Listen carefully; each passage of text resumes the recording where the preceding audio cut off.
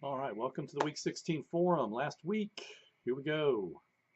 This week is pretty light in terms of my expectations for the discussion. I realize you guys have a lot to do to get ready for finals and get papers in, everything else.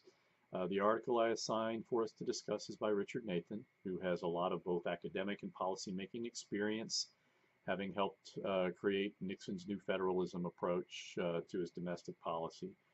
Nathan's title is revelatory. He believes that the way we view federalism will always be evolving, accommodating our politics to new realities, responding to new issues, and most of all, adapting to new generations of people that have different beliefs. Um, this week's forum also provides you each with an opportunity to tell me and your fellow classmates what you learned about federalism over the course of the semester. What in your view was kind of the biggest insight? What changed your understanding of American government the most? What aspect of American federalism do you find most problematical? And would you change it? How would you change it?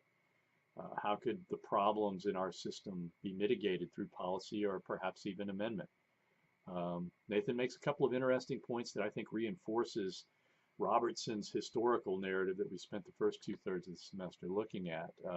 First, Nathan notes that conservatives have historically been the most fervent advocates of federalism, largely as a vehicle for controlling spending, but that progressives increasingly, at least in the period that he's writing, which is around 2006, are increasingly invoking, were increasingly evoking federalism in the defense of progressive issues. Nathan quotes David Barron as speculating that a progressive federalism might be the mirror image of the conservative federalism that characterized the jurisprudence of the Rehnquist court. What do you think a progressive vision of federalism today would look like? Another important insight to me that Nathan raises regarding federalism is that the general effect of federalism is to expand the scope and spending of the domestic public social sector. So what does he mean by that? There's a lot of words in there. We have to unpack it a little bit. How important is this as a concession from a conservative that federalism is not really a particularly efficient mechanism for reducing the size of the state?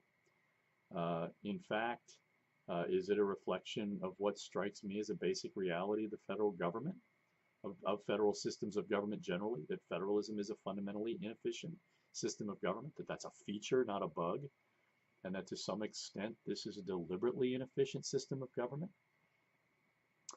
I want to close and give you guys an opportunity to suggest ways that I can improve this course. Clearly, it's still a work in progress. I really like the Robertson text, but I don't think I can stretch it out over the entire semester, so I'm still looking at what to do with that last kind of third of the semester.